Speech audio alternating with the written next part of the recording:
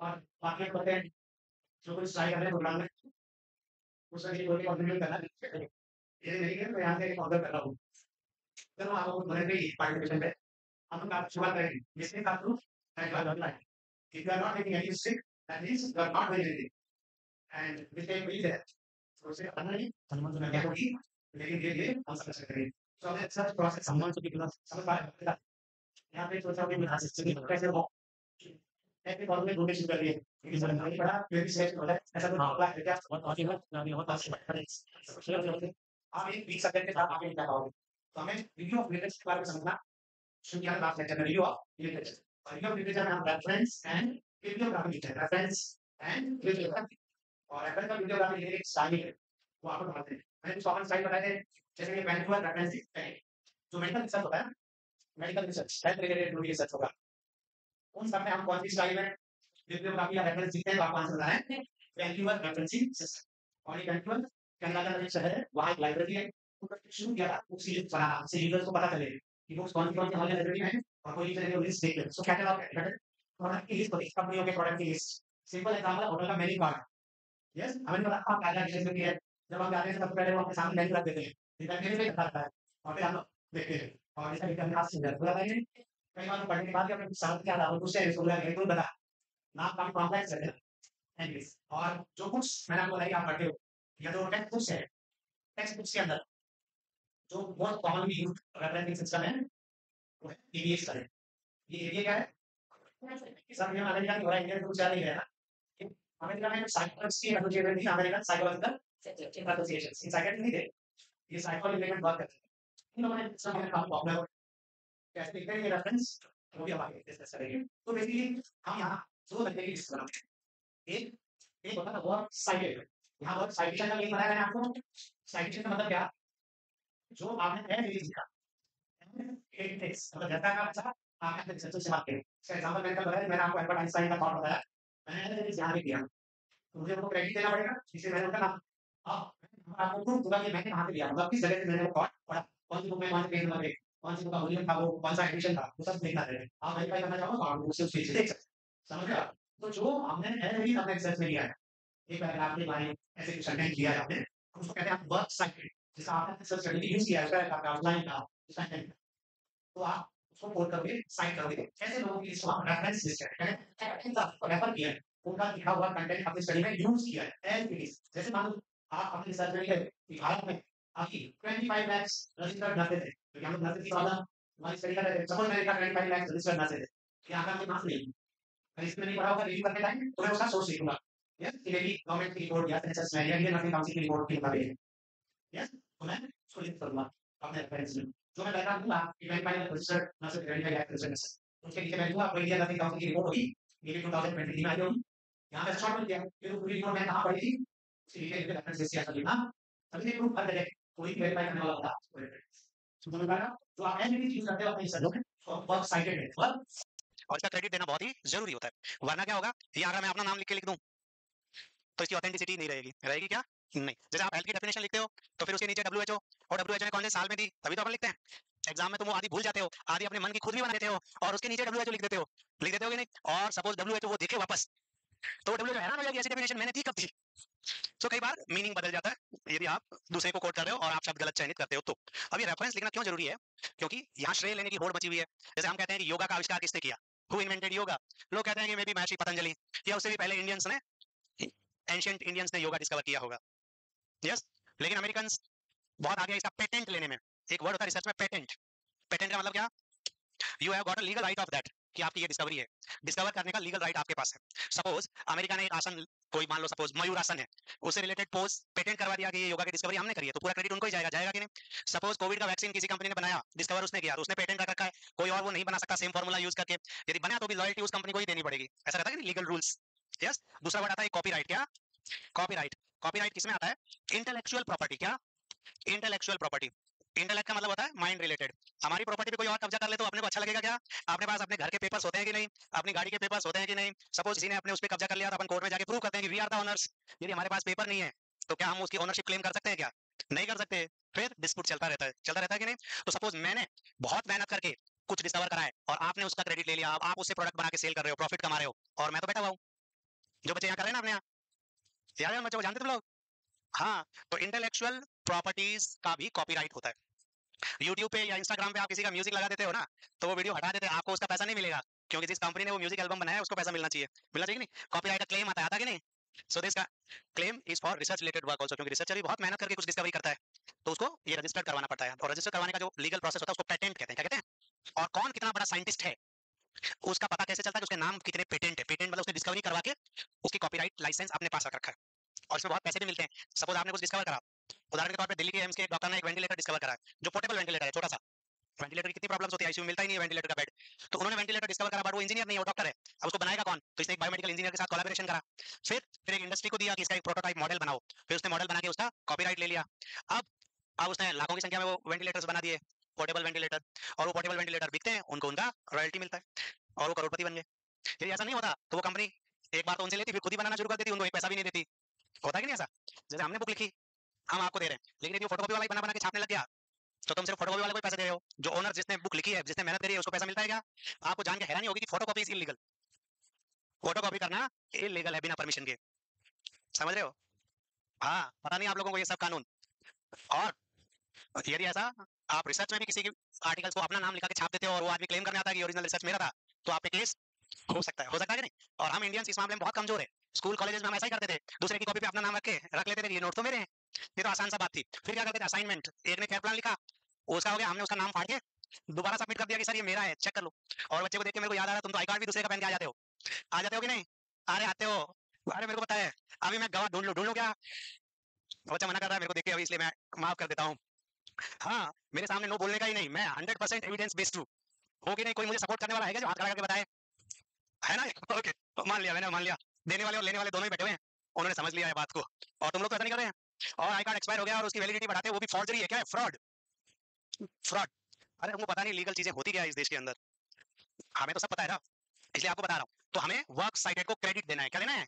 Credit देना है। जैसे आप मेरी क्लास में से नोट्स लिखते हो और बाद में जाके कह दो कि ये मैंने नोट्स बनाए, और अपने दोस्तों की वाह वाही ले रहे हो, तो फिर मैं तो फेमस ही नहीं होऊंगा। होऊंगा क्या? आपको बताना ये हनुमान सर के नोट्स है, तब आपको दोस्त कहेगा अच्छा मेरे को तो कुछ समझ में ही नहीं आया। कहाँ जाएगा, उससे पहले कभी पढ़ा ही नहीं। बाकी टीचर दुखी हो जाते हैं जब स्टूडेंट बोलते हैं कि मेरे को समझ में नहीं आ रहा, मैं खुश होता हूँ, क्योंकि मुझे पता है तुम्हें समझ में नहीं आ रहा, तभी तो तुम यहाँ आए हो। यदि तुम्हें समझ में आ जाता तो फिर मेरी कोई जरूरत रहती क्या? समझ रहे हो आप? भाई आप ट्रीटमेंट करवाने कब जाते हो? जब आप सेल्फ ट्रीटमेंट नहीं कर सकते, तभी तो आते हैं बाहर एक्सपर्ट्स के पास, तो समझ में आने लगेगा। तो अब हमें ये बहुत ही इथिकली और मोरली ये सीखना है। हम इंडियंस बहुत बुरे हैं क्रेडिट देने के अंदर, बहुत ही बुरे। हमें थैंक यू बोलना नहीं आता, हमें अपनी सफलता का श्रेय दूसरों को देना नहीं आता।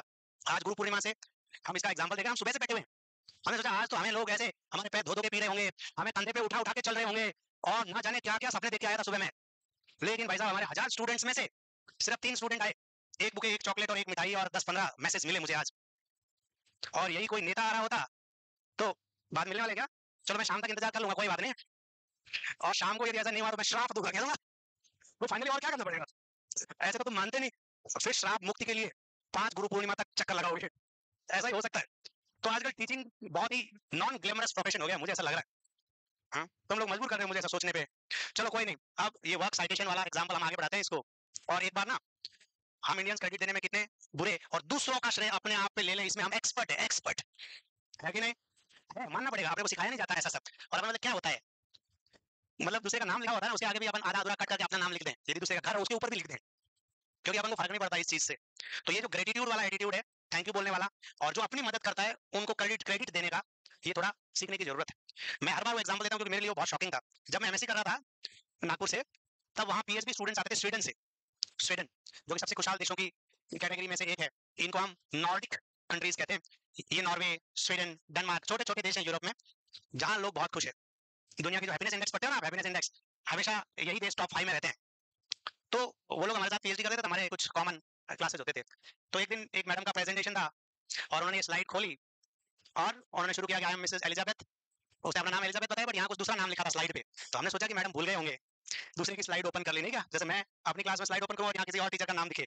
तो उसने कहा नहीं, I would like to thank my friend Joyce for preparing and sharing this wonderful PPT with me. वो वहाँ जॉयस का नाम लिखा हुआ था, क्योंकि वो पीपीटी उसने जॉयस से मांग के ली थी, और उसने उसको भेजी थी ये प्रेजेंट करने के लिए।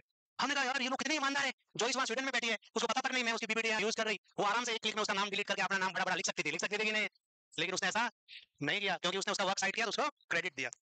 ये होता कैरेक्टर का टेस्ट, क्योंकि वहाँ ऐसी कल्चर इसलिए वो सीखे, हम तो बिल्कुल भी ऐसा नहीं करते। और इसका एक एग्जांपल रिसर्च कॉन्फ्रेंस में देखा गया, तुम लोगों को जल्दी तो नहीं कि मैं टॉपिक पढ़ा दूं?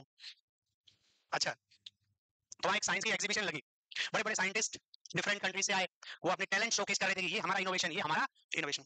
तो सबसे पहले कोई जापान वाला आया, उसने बहुत जबरदस्त कुछ प्रोडक्ट दिखाया, हम इंडियंस भी गए हुए थे वहां, हम खड़े खड़े देख रहे हैं। फिर अमेरिका वाला आया, उसने भी कोई एक इनोवेशन दिखाया। क्या इनोवेशन था उसका? इतना पतला एक वायर बनाया उसने, इतना पतला थ्रेड जैसा वायर, ऐसे दिखता ही नहीं उसको देखने के लिए, लेंस या माइक्रोस्कोप का यूज करना पड़े। अब अपन इंडियन सोच रहे हैं भाई साहब हम इससे आगे तो क्या बनाएंगे, दिमाग लगाया। जब जजेस ने इंडिया वाले से पूछा कि भाई तुमने क्या बनाया, उसने बोला कि मुझे 15 मिनट दो। जजेस ने कहा ओके ले लो, तो उसने कहा मैं ये जो अमेरिका वाला वायर है ना पतला वाला, ये देखना चाहता हूँ। तो उन्होंने कहा देख लो। तो उसने 15 मिनट वायर अपने पास लिया, थोड़ी देर कोने में गया, कुछ करने की एक्टिंग करी और वापस लाके उसको रख दिया।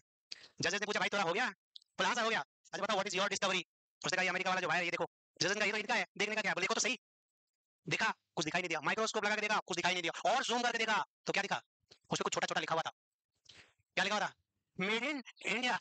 यानी उसने उतने छोटे वायर पे भी लिख दिया कि क्या मेड इन इंडिया। तो हमारी टैलेंट इतनी है कि दूसरा कोई फाइनेंस डिस्कवरी भी करे हम उसको अपना बता के ही रहते।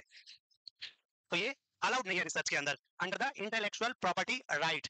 तो उसका वो पेटेंटेड प्रोडक्ट होता है और पेटेंटेड डिजाइन और डिस्कवरी होती है, उनका श्रेय उसी को जाना चाहिए जिसने इसकी डिस्कवरी की है। और इसके लिए कॉपीराइट, रजिस्टर्ड ट्रेडमार्क या पेटेंट जैसी चीजें होती है, समझ रहे हो आप?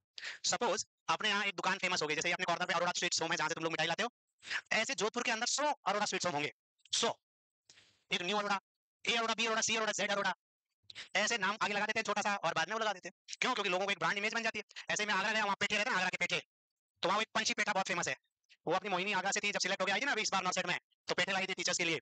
अब मैं एक दिन आगरा गया, वहाँ हर दुकान पंछी पेठा, मतलब 1000 दुकानें, 1000 के 1000 पंछी पेठा। आगे कौन सा? एक पवन पंछी, एक ये पंछी, एक वो पंछी, मतलब इतने फ्रॉड है। अब कोई नया आदमी जाएगा उसको क्या पता चलेगा ओरिजिनल कौन सा है और डुप्लीकेट कौन सा है?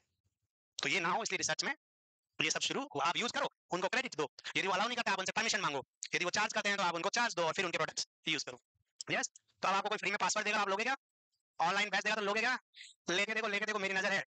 अब आपको पता चल गया कि रेफरेंस लिखना बहुत ही जरूरी हो गया है। तो हम दो लिस्टें बनाते हैं। एक एक तो work cited is the reference list, all the sources you directly or actually used while writing your thesis should be included here. अब हम रेफरेंस लिस्ट में चाहे आपने बुक्स हो, जर्नल आर्टिकल हो, या कोई पैम्पलेट हो, या इंटरनेट की साइट हो, कोई कैसेट का टेप हो, कोई फिल्म हो, जो कुछ भी आपने यूज करा हो जहां से भी, उस सबका सोर्स लिखना पड़ेगा। Is it clear? और दूसरा होता है बिब्लियोग्राफी। क्या? बिब्लियोग्राफी। बिब्लियोग्राफी में जैसे आजकल अपना म्यूजिक है, म्यूजिक अपन देखते हैं ना, प्रीतम ने एक नया गाना लिखा, अनु मलिक ने नया नया गाना लिखा, गाना बहुत हिट हो गया।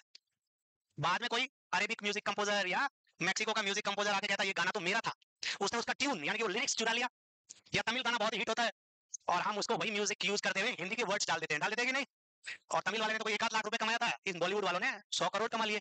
अब वो तमिल राइटर आके कहता है ये गाना तो मैंने लिखा था।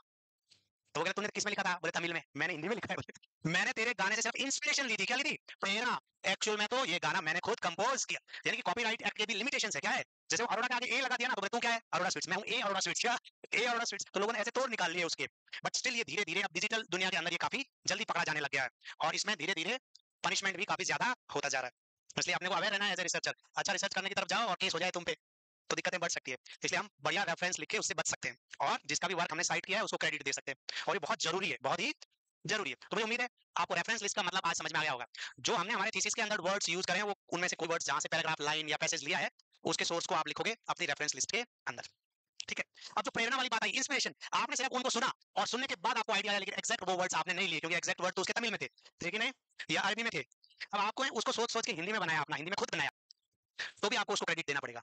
पूरा नहीं बट इंस्पिरेशन के लिए तो नाम लिखना पड़ेगा, पड़ेगा कि नहीं? तो ऐसे वर्क जो आपने इनडायरेक्टली हेल्प ली है एज इट इज, उनको आपने रिसर्च में नहीं लिखा है, वो कहां लिखे जाएंगे? बिब्लियोग्राफी के अंदर। Are you all getting this? जैसे तुम्हारी रेफरेंस लिस्ट सेलेक्ट होने के बाद क्या होगी? जो टीचर जिन्होंने एग्जाम में आपकी डायरेक्ट हेल्प करी, मतलब जो हमने बोला वो डायरेक्ट एग्जाम में आया और आपने नंबर पा लिए कि नहीं, तो हम तो है आपकी रेफरेंस लिस्ट। लेकिन वो लोग जो इनडायरेक्टली आपकी मदद कर रहे थे, पढ़ने में नहीं लेकिन जोधपुर में रहने में, खाने में, तुम्हारे दोस्त जब तुम लो थे, है ना, उनका भी तो तुम लोग जिक्र करते हो कि नहीं अपने थैंक यू स्पीच के अंदर? वो क्या है? बिब्लियोग्राफी। क्या है? फर्क समझ में आ रहा है?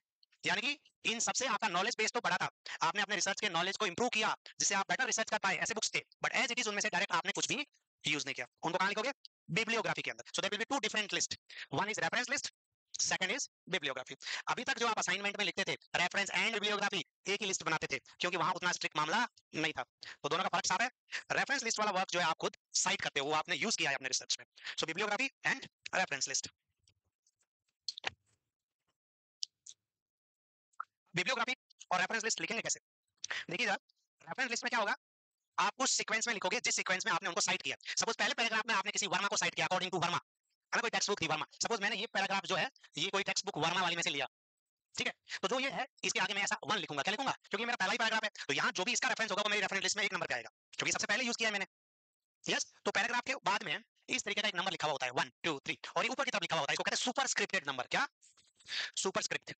समझते हैं कंप्यूटर की भाषा सुपरस्क्रिप्ट? जैसे अपन फर्स्ट लिखते हैं ना, एस टी ऊपर लगाते हैं ये फर्स्ट में, तो ये ऐसे ऊपर लगाना कहलाता है सुपरस्क्रिप्ट। जैसे अपन लिखते हैं H2O, तो ये 2 नीचे लिखते हैं, लिखते हैं नहीं वाटर में, नीचे लिखते नहीं, एच से 2 नीचे है कि नहीं, तो नीचे लिखा तो ये क्या हो जाएगा, सबस्क्रिप्टिंग। आसान है। तो रोमन नंबर्स में सुपरस्क्रिप्टेड नंबर लिखेंगे पैराग्राफ के एंड पे। दो तरीके हो सकते थे, एक तो मैं यहाँ ये पैराग्राफ खत्म होते ही लिख देता अकॉर्डिंग टू वर्मा 1999, सपोज उसने कोई 1999 में आर्टिकल पब्लिश करा होगा जो मैंने पढ़ा और उसमें से मैंने ये पैराग्राफ लिया है, एक तो मैं ये लिख देता, बट ये अब आउटडेटेड हो गया। वैंक्योर स्टाइल में हमें क्या करना है, सिर्फ वन लिखना है, और इसकी पूरी डिटेल कहाँ लिखनी है, मेरी रेफरेंस लिस्ट के 1 नंबर इंडेक्स में, 1 नंबर सीरियल नंबर पे कौन होगा, मैं वहां पूरा लिखूंगा वर्मा, कौन सी टेक्स्ट बुक, कौन सा पेज नंबर, कौन सा एडिशन। अब अगला पैराग्राफ आया, उसमें मैंने 2 नंबर दिया, मान लो उसमें मैंने किसी शर्मा की कोई बुक का रेफरेंस लेके लिखा हुआ है, तो उसके आगे मैं 2 लिख दूंगा, रेफरेंस लिस्ट में दूसरे नंबर पे क्या आ जाएगा, मिस्टर शर्मा एंड ऑल। अब मेरे 50वें पैराग्राफ के अंदर वर्मा के बुक में से मैंने फिर कुछ और लिखा है, तो अब मुझे 2 बार वर्मा का नाम नहीं लिखना है। अब 50वें पैराग्राफ के आगे भी मैं 1 लिखूंगा क्योंकि मैं ऑलरेडी वर्मा को 1 पे लिख चुका हूं। समझ पा रहे हो? तो ये एक तरीका है। अब आपको क्या पूछा जाएगा कि एक ऐसा पैराग्राफ दे दिया, ठीक है, और यह नंबर 1 लिखा हुआ है, इस पे गोला किया और एग्जाम में क्वेश्चन पूछा कि इस पैराग्राफ के एंड में ये जो सब सुपरस्क्रिप्टेड नंबर 1 है, इसका मतलब क्या? तो इसका मतलब है कि रेफरेंस लिस्ट 1 के अंदर, रेफरेंस लिस्ट में सीरियल नंबर 1 पे इसका पूरा डिटेल लिखा हुआ आपको मिलेगा। Is it clear? अब बिब्लियोग्राफी में तो क्या है कि हम पहले यूज किया बाद में यूज किया ऐसा कुछ है नहीं, क्योंकि ये तो यूज वाली लिस्ट नहीं है, तो सपोर्ट वाली लिस्ट है। क्या है? अब किसी का नाम पहले ले लिया आपने, जैसे आपने कुक का नाम पहले ले लिया, रमजान जी का गार्ड का नाम बाद में लिया, वो नाराज हो जाएंगे, बोले गेट पे आते हो तो मैं पहले मिलता हूँ। यस, होता कि नहीं? तो किसी का कंट्रीब्यूशन बड़ा या छोटा नहीं लगे, इसलिए अपन अल्फाबेटिकली नाम लेते हैं। क्या लेते हैं भाई? जिसका नाम ए से आता है पहले उनका नाम लेंगे, फिर बी वाला होगा, फिर सी वाला होगा, फिर डी वाला होगा। सपोज मान लो 10 सेलिब्रिटीज है, कौन बड़ा कौन छोटा, तो हमें एक लिस्ट बनानी पड़ती है, तो हम नॉर्मली क्या तरीका यूज करते हैं, अल्फाबेटिकली, कि जिसका नाम का लेटर पहले आता है उसका एक नंबर पे लिख दो, तो उनको पहले बुलाएंगे, बाकियों को उसके अकॉर्डिंग बुलाएंगे। क्लास में रोल नंबर भी ऐसे ही होते हैं स्कूल्स में। सो आपको पूछा जाएगा कि बिब्लियोग्राफी कैसे अरेंज की जाती है, तो bibliography will be arranged alphabetically according to the name of the author, name of the author in Vancouver style. अब नेम क्या है, कॉमन हो जाते हैं, इसलिए ज्यादातर जगह आप देखोगे तो पहले हम सर नेम से शुरू करते हैं। किससे शुरू करते हैं?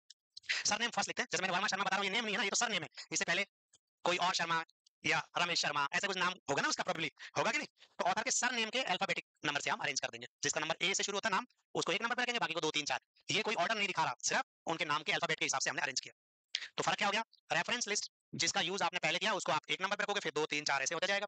और जो आपके इंस्पिरेशन है, जिन्होंने आपको इनडायरेक्टली कंट्रीब्यूट किया रिसर्च में, उन सोर्सेज को आप मेंशन करोगे तो वो अल्फाबेटिकली होगा। क्लियर? Okay, very good. अब ये 2 सेपरेट लिस्ट आप सीख गए। अब लिखते कैसे इनको, एक एग्जांपल बताता हूं मैं आपको। जैसे जैसे मैंने आपको बताया कि एक सब सब सुपरस्क्रिप्ट में ऐसे हो सकता है, या फिर कुछ लोग क्या करते हैं, एक ब्रैकेट बनाते हैं और ब्रैकेट के अंदर ऐसा लिख देते हैं इनको 1। सपोज ये भी लिखा और इसका मतलब भी सेम है, ये पैराग्राफ मेरी रेफरेंस लिस्ट में एक नंबर वाले डिटेल से मैंने लिया है, ऐसा भी किया जा सकता है, ब्रैकेट में लिखना, या सुपरस्क्रिप्ट भी कर सकते हो। यानी कि जो टेबल टेक्स्ट या जो फिगर आपने यूज किया है वो कहां से लिया है वो बताना बहुत ही जरूरी हो जाता है। जैसे यहाँ पे मैंने ये 2 लिखा है एग्जांपल इस पैराग्राफ में, ये दूसरे नंबर वाले रेफरेंस से मैंने ये लिया होगा। अब देखो रेफरेंस लिखते कहते हैं कैसे है पूरा, वो एक एग्जांपल यहाँ पे दिया हुआ है। ये वैंक्योर स्टाइल के अंदर इस तरीके से लिखा हुआ है। वैंक्योर स्टाइल के अंदर कैसे लिखते हैं, गेट्स टीई, फिर फुल स्टॉप, हेल्थ इकोनॉमिक्स, फिर कॉलन, फिर fundamentals and flow of funds, full stop, फिर न्यूयॉर्क, फिर ब्रैकेट के अंदर एनवाई, फिर सेमीकोलन, या कॉलन क्या है ये कॉलन, फिर जॉन विली एंड सन्स, फिर ये सेमीकोलन, फिर 1997, फिर ये फुल स्टॉप। अब आपको क्या पूछा जाएगा कि इस रेफरेंस के अंदर ये जो लिखा हुआ है जॉन विलीज एंड सन्स, ये क्या हो सकता है, इसमें ये गेटजन जो है ये कौन है? तो देखो क्या क्या होगा, सबसे पहले तो होगा ऑथर। क्या होगा? तो ये गेटजन टी कौन है? ऑथर। यदि एक से ज्यादा ऑथर होते तो अपन क्या करते, कॉमा करते जाते, जैसे ए बी सी, कितने ऑथर का नाम लिखते, 6 का तो नाम लिखते, सपोज उससे ज्यादा होते तो लास्ट में क्या लिखते, एट ऑल, है ना। ओके, यानी जो सबसे पहले लिखा हुआ है वो क्या है, नेम ऑफ द ऑथर, और उसके बाद आएगा फुल स्टॉप। क्या आएगा? Full stop. फिर यहाँ जो लिखा हुआ है ये health economics and fundamentals of the fund, ये क्या है, ये है टाइटल, इसको टाइटल कहते हैं। बुक होती है तो बुक का टाइटल अलग होता है, जर्नल होती है तो जर्नल का टाइटल अलग होता है, या कोई मैगजीन होती है तो उसका टाइटल अलग होता है। और यहाँ कई बार सिर्फ रिसर्च आर्टिकल ही रेफर करते हैं डायरेक्ट ऑनलाइन उससे, तो आपको आर्टिकल का टाइटल लिखना है। क्या लिखना है? सपोज मैंने मेरे आर्टिकल का टाइटल क्या दिया था, problem faced by student nurses of Rajasthan. Yes, हो सकता है वही पब्लिश हुआ हो एक मात्र ऐसा अलग से भी, या एक जर्नल थी Indian journal of nursing, suppose मैंने ये आर्टिकल उसमें छापा और उसमें और 100 आर्टिकल्स भी थे, तब आपको यहाँ जर्नल का नाम लिखना है। क्या लिखना है? Indian journal of nursing. समझ पा रहे हो आप? Yes, so this is title, probably title of book या जर्नल, जो भी है ये उसका टाइटल है। जैसे मान लो आपने के पार्क वाली कोई बुक ली थी, उसमें से कुछ लिखा आपने असाइनमेंट में, है ना, के पार्क, बहुत ही फेमस बुक है, सभी ने पढ़ी होगी, ओबीसी की, तो कम्युनिटी की। अच्छा, हाँ, वेरी गुड। और ये इनफैक्ट मेडिसिन के अंदर बहुत ही रिस्पेक्टेड बुक है, नर्सिंग वाले, आयुर्वेद वाले, डेंटल वाले सभी पढ़ते हैं इसको। तो चलो इसका रेफरेंस हम लिख के देखते हैं, आपको आता है कि नहीं, आपने कई बार लिखा होगा, ये रेफरेंस है। सो हम यहाँ नाम लिखेंगे ऑथर का, सरनेम पहले, के पार्क, ये नाम हो गया। टाइटल क्या है बुक का? पीएसएम, पीएसएम का अपन कहते थे ना, प्रिवेंटिव एंड सोशल मेडिसिन। तो ये फुल स्टॉप, उसके बाद पीएसएम, यहाँ तक तो अपना काम हो गया। फिर फुल स्टॉप के बाद देखो यहाँ क्या लिखा हुआ है, न्यूयॉर्क। ये क्या है? यस, ये प्लेस ऑफ पब्लिकेशन है। क्या ये प्लेस ऑफ पब्लिकेशन? मतलब जहां से ये बुक छपती है, जिसके पास इसको छापने का कॉपीराइट है, लीगल राइट है, वही पब्लिश कर सकता है ना, पब्लिशर। एक तो पब्लिशर होता है, वो तो कंपनी होती है, और उसकी कंपनी का ऑफिस कहाँ है, वो प्लेस होता है। दो चीजें यहाँ, ठीक है, एक पब्लिशर जो कंपनी होती है, और वो जिस जगह पे रजिस्टर्ड है वो उसका प्लेस है, जहाँ उसका हेड ऑफिस है। जैसे जिंक जोधपुर हमारी कंपनी है, और अपना हेड ऑफिस जोधपुर में है। समझ पा रहे हो आप? तो पहले अपने को क्या लिखना है, ये न्यूयॉर्क लिखा हुआ है, तो पीएसएम में यहाँ क्या आएगा? ये यदि आप बता दोगे ना, मैं मान लूंगा आपने पीएसएम वाली पार्क अच्छे से पढ़ी है। उसका पब्लिशर कौन है और वो कहाँ से पब्लिश होती है क्या किसी के पास अभी पीएसएम वाली इतनी बड़ी बुक? उठा के लाना मुश्किल है। तुम तो एक एक रजिस्टर आते हो, आज हमें गार्ड बता रहे थे, बैग भी शेयर करके लाते हो जिससे भाग सको बीच में से। हाँ, शर्मा के बच्चों, ये सब बातें हैं। तुम्हारे दिमाग में ऐसे आइडियाज आते कहाँ से है? खाते क्या हो? हाँ, असला खाना मत बोलना, ठीक है? हाँ, हाँ, वो तो मैं भी खाता हूँ, आज ही मैंने खाना यही का खाया है। सो ऐसे लोगों को मैं बोलना चाहूंगा कि ये अपने आप को बहुत स्मार्ट समझते हैं। क्या समझते हैं? लेकिन हर रिजल्ट के बाद इनमें से ज्यादातर लोगों के मुंह पे एक ही वर्ड होता है, अफसोस। और हम सब इसलिए बोलते हैं कि हमें सिर्फ पढ़ाना नहीं है आप लोगों को, अच्छे इंसान बनाना है, जो गलत कर रहे हो वो रोकना है। एज ए टीचर ये हमारी जिम्मेदारी बनती है। तो तुम्हें सिर्फ स्मार्ट बनना है, ओवर स्मार्ट नहीं बनना है। और ओवर स्मार्ट होता है वो खुद का बहुत ज्यादा नुकसान करता है। फिर भी रिपीटेडली ऐसे इंसिडेंट्स आते रहते हैं, रिपीटेडली, और वो हमें जीरो पे लाना है। कितना? जीरो। तो क्या करना है अभी? ये जो पीएसएम वाली बुक पार्क की छपती है, वो कहाँ से छपती है? मैंने तो कम्युनिटी नर्सिंग में एमएससी किया है, मुझे पता है। जबलपुर से। कौन कौन है अपने यहाँ जबलपुर वाले? आइए जबलपुर के आसपास वाले, एमपी वाले। अरे काफी सारे हैं। तुम जबलपुर नहीं जाते? जाते हो? अच्छा, अरे वाह, वेरी गुड, वेरी गुड। हाँ, अपने यहाँ तो जिस जगह का नाम लो, कोई ना कोई तो मिलेगा ही मिलेगा। मुझे लगता है कोई के पार का रिलेटिव ना निकल जाए यहाँ। जबलपुर के अंदर उस पब्लिशर का नाम बताओ जो यहाँ लिखा हुआ। नेक्स्ट क्या आएगा? जबलपुर के बाद ये होगा, ये पंक्चुएशन मार्क कहते हैं इनको अपन इंग्लिश में। क्या कहते हैं? जो ये निशान होते हैं ना, पंक्चुएशन मार्क। और ये भी इंपॉर्टेंट है, सब जगह डॉट डॉट फुल स्टॉप नहीं लगाना है। देखो बहुत इंपॉर्टेंट है, कहाँ डॉट है, कहाँ कॉलन है, कहाँ सेमी कॉलन है, ये भी इंपॉर्टेंट है। हिंदी या इंग्लिश लैंग्वेज जब आप पढ़ते हो ना, इसी के मार्क्स होते हैं कि नहीं? हाँ, इसीलिए दिक्कत होती है अपने को। चलो ठीक है, पब्लिशर का नाम तो देखो यहाँ पे लिख रखा है, जॉन विली एंड सन्स। तो ये जॉन विली एंड सन्स कौन है? जबलपुर तो प्लेस ऑफ पब्लिकेशन हो गया, और ये कंपनी जो है, पब्लिशर का नाम, नेम ऑफ पब्लिशर कौन है वहां? बनारसी दास भनोत पब्लिशर। क्या बड़ा बड़ा लिखा हुआ उसके गत्ते पे यार, जब तुम देखोगे के पार को नीचे, तो बनारसी दास भनोत पब्लिशर। तो वो क्या जाएगा यहाँ। अब फिर उसके बाद ये सेमीकोलन लगा के हम क्या लिखेंगे? Year of publication 1997।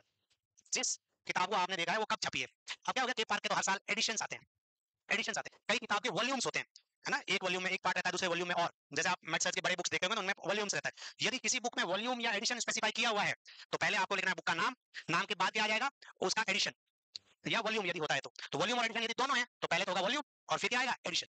Yes, suppose कोई मेडिकल सर्जिकल की बुक है, maybe Suddarth and Brunner, volume 1, 18th edition. फिर एडिशन भी होते हैं।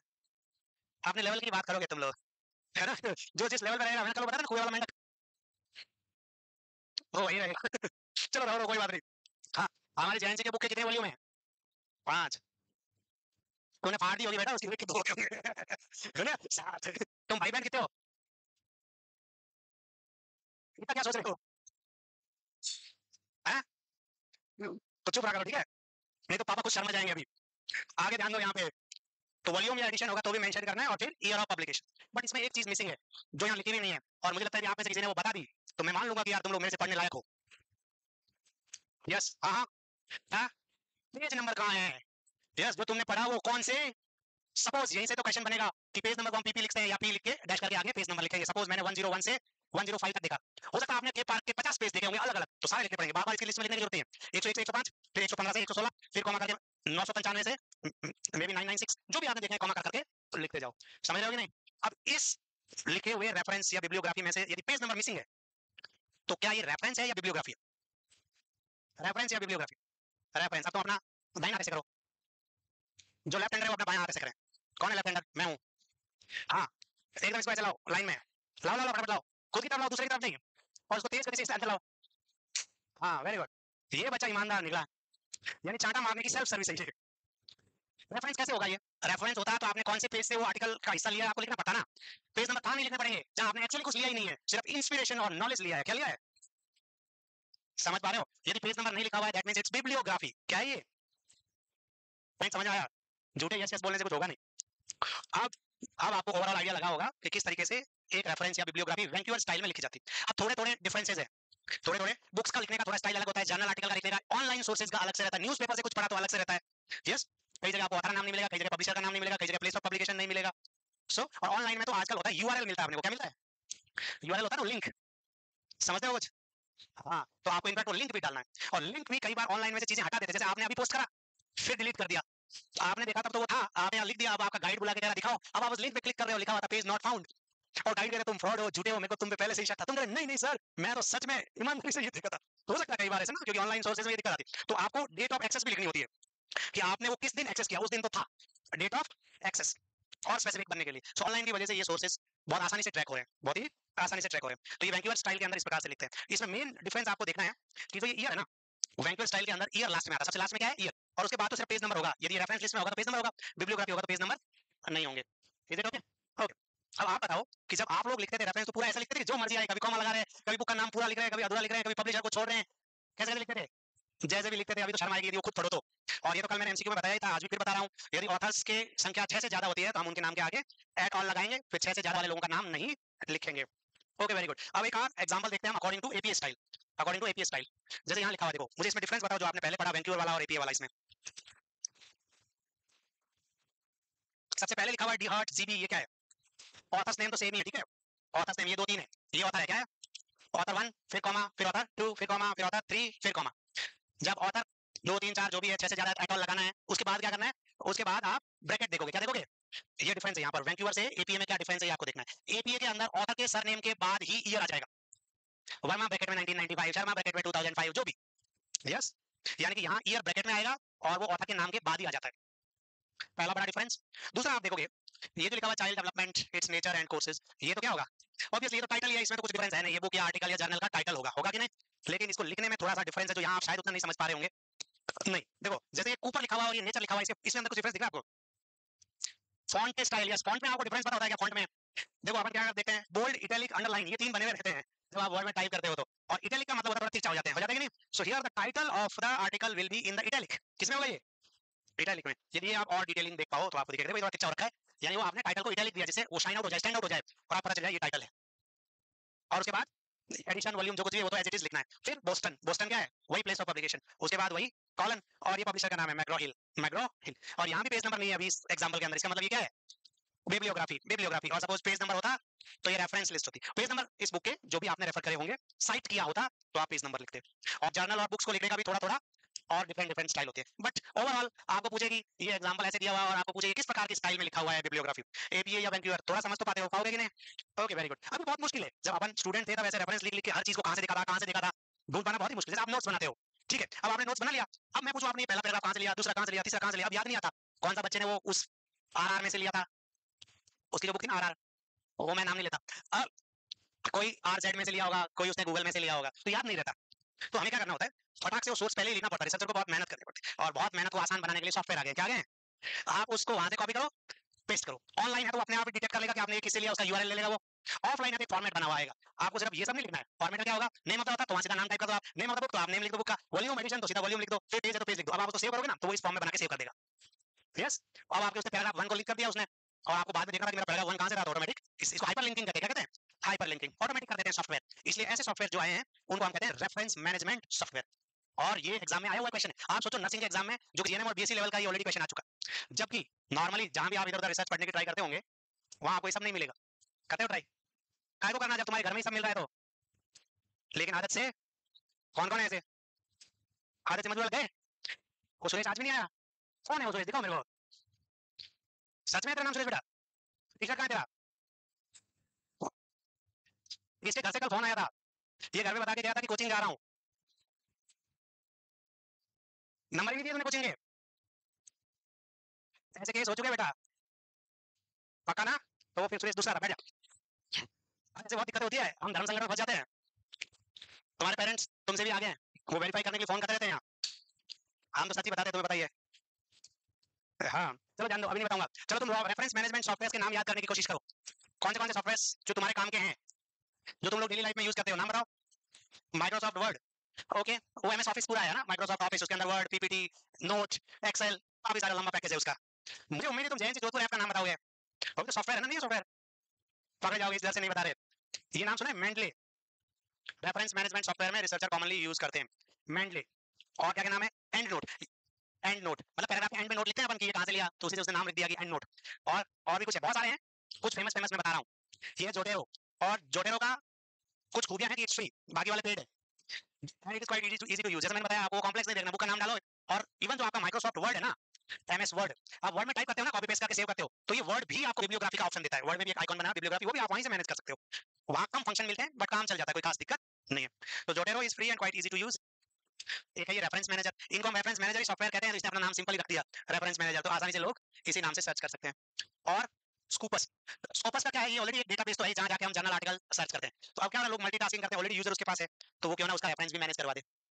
ऐसे कई सॉफ्टवेयर है। तो इनमें से यदि आपको कोई एग्जाम में दिखे और आपको पूछा जाए कि रेफरेंस मैनेजमेंट सॉफ्टवेयर कौन से हैं, तो कुछ नाम आपको मैंने बताया, और इनकी जरूरत क्यों है वो मैंने आपको बताया ही था। ओवरऑल जो सबसे बड़ा मुद्दा है वो है प्लेजियरिज्म। प्लेजियरिज्म सिंपल भाषा में इसको कहते हैं कॉपिंग या पाइरेसी। क्या कहते हैं, पाइरेसी, कॉपिंग, नकल या piracy, and it is crime. कोई इंसान 700 करोड़ रुपए खर्चा करके एक मूवी बनाते हैं, टिकट बेच के पैसा वापस कमाएंगे इसी उम्मीद में थिएटर्स में रिलीज करते हैं। कुछ लोग उसका रिकॉर्डिंग करके सीडी बना के बेचते थे पहले तो, अब तो वो सीधा ऐसे डार्क वेबसाइट्स पे अपलोड कर देते हैं जहां से फ्री डाउनलोड हो रहा है, और आप लोग उसको मोबाइल में डाउनलोड कर करके देख भी लेते हो। हाँ, तो जिसने बेचारे ने मूवी बनाई थी 700 करोड़ लगा के, उम्मीद है कि कुछ पैसे वापस कमाऊंगा, उसका नुकसान कर रहे हैं कि नहीं? कितने लोगों को नुकसान पहुंचा रहे हैं तुम लोग? क्या करें सर, गरीब है ना, तो गरीब है तो मत देखो ना, फिल्म मर जाएगा गरीब। तो ये हम इंडियन इसको नॉर्मल मानते हैं, हमारे लिए ये कोई अपराध अपराध, सुविधा मिल रही है तो इस्तेमाल कर ले। बट याद रखो, साइकिल में कभी तुम भी लपेटे जाओगे, जाओगे कि नहीं? बेचारा एक सिंगर गाना बनाता है, अपन उसका फ्री में सुन लेते हैं, तो उसको कमाई कहां से होगी? होगी क्या? नहीं हो रही। यूट्यूब से, यूट्यूब कितना पैसा देता है?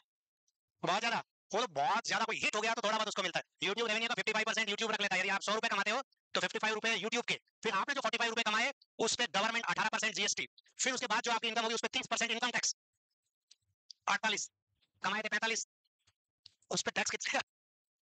48%, समझ रहे हो? 45 रुपए का 48%, बचे कितने? 20 रुपए। समझ रहे हो? ये आपको नहीं पता कि टैक्सेशन क्या होता है। जब नौकरी लगेगी, ये जो हम 1 लाख कहते हैं ना, ये तो ग्रॉस तनखा है। जब तुम्हारा इनकम टैक्स डिडक्ट होगा 30%, कितना? 100 रुपए पे 30%, हाईएस्ट स्लैब है इंडिया में इनकम टैक्स का। 30% गया, मतलब 10 लाख आपने कमाए, 3 लाख कट गया। अब हो रहा दर्द? काय को हो रहा? कमाए नहीं फिर भी हो रहा, देखो सिर्फ सुन के कि 3 लाख कट गए, और जिनके कट रहे हैं उनका क्या? तो इसीलिए कोशिश करो ना कि जो बंदा सिस्टमेटिक है तो सिस्टम से सबका फायदा होगा, होगा कि नहीं? तो प्लेजियरिज्म, प्लेजियरिज्म इज क्राइम, और उससे रोकने के लिए भी सॉफ्टवेयर आ गए। पहले तो पकड़े नहीं जाते थे, तुमने असाइनमेंट अपने दोस्त का सबमिट किया, टीचर को कौन सी हैंडराइटिंग पता होती, बट अब हम लोग भी स्मार्ट हो जाते हैं, कई बार ऐसा लगता है यार ये तो देखी देखी सी लग रही है हैंडराइटिंग, फिर हम वो असाइनमेंट रखते हैं, फिर बुलाते हैं उसको, इधर आ, ये देखा है? बोला हाँ सर, कॉन्फिडेंस तो तुम्हारे अंदर गजब का रहता है, और झूठ बोलने वाले के अंदर तो बहुत ज्यादा ही रहता है। हमने कहा आप लिख, लिख, मैच नहीं हुआ। फिर सर उस दिन मैंने जमा जमा के लिखे थे, जमा, हमने कहा बैठ अभी आराम से, पहले जम, अब जमा जमा के लिख, फिर भी नहीं आ रहे हैं। फिर कैसा, एक्चुअली मैं उस दिन हाथ तो करा था, तो मैंने थोड़ा सा मेरी फ्रेंड की मदद ले ली 2 पेज लिखने के लिए, हमने कहा 2 3 4 पूरा पूरा उसके लिखा है, वैसे उसका फिर मन लग गया लिखने में, उसने कहा मैं ही लिख देती हूँ, फिर हम उसको लाते हैं, तेरा असाइनमेंट ला जो तूने चेक करवाया था। गरीब दोस्त सर, मदद तो करनी, बट तो यहाँ ये हमारे लिए बड़ा नॉर्मल सा है इंडियंस के लिए, बट ऐसा नहीं होना चाहिए, रिसर्च में तो कम से कम, रिसर्च में तो कम से कम। So copying is crime and you should give credit, cite and give due credit. आप सोचोगे सर पकड़ में कैसे आएगा? तो जैसे बिब्लियोग्राफी को मैनेज करने के सॉफ्टवेयर है, ऐसे ही आप देखोगे कि प्लेजियरिज्म चेक सॉफ्टवेयर है। क्या है? लोग ये तो इंटरनेट से, जैसे यूट्यूब पे जैसे ही आपने वो गाना सिलेक्ट किया, गाना सिलेक्ट करते ही वो दिखा देता है कि ये टी सीरीज कंपनी का, सोनू निगम का गाया हुआ इस मूवी का, और इसका ओनर कॉपीराइट का कौन है, दिखा देता है कि नहीं? इंस्टा पे आपने लाइव करते हुए प्ले किया, थोड़ी देर में उसका एआई पकड़ लेता है, फिर गाना म्यूट कर देता है कि नहीं? सो यहाँ बहुत सारे सॉफ्टवेयर है जो प्लेजियरिज्म को चेक करते हैं। उसमें से एक है ग्रामरली, जो प्लेजियरिज्म को भी चेक करता है, आपकी इंग्लिश ग्रामर को भी सही करता है, लैंग्वेज को भी सही करता है। काफी आ जाते हैं इसके इंटरनेट पे, आप यूट्यूब देखते होंगे तब। सो प्लेजियरिज्म डिटेक्ट सॉफ्टवेयर, इनमें से काफी फेमस है, ये इसमें भी यूज होता है, ऑथेंटिकेट। क्या? ऑथेंटिकेट, इससे मिलते जुलते नाम वाले हैं, जैसे ऑथेंटिकेट, ऑथेंटिकेशन मतलब अप्रूव, वेरीफाई करना। और ये टर्न इट इन, ये भी काफी यूज होता है, ये ग्लोबल होता है सॉफ्टवेयर, तो ना पूरी दुनिया भर में चलते हैं। सो ये कुछ नाम है, मेरे ख्याल से आपने लिख लिए होंगे ये 2 नाम, Grammarly, authenticate, turn it in. लेकिन मैंने कहा ना गवर्नमेंट खुद बना रही है अपना डेटाबेस,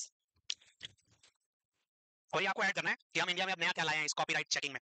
जब हमारा एमएससी नर्सिंग का या बीएससी नर्सिंग का स्टूडेंट रिसर्च करके आता है, सर ये रहा हमारा थीसिस 200 पेज का फाइल बना के लाता है, हम इस सॉफ्टवेयर में अपडेट करते हैं, वो पूरा रेड रेड कर देता है, ये और प्लेजरिज्म का स्कोर आता है 90%। कितना?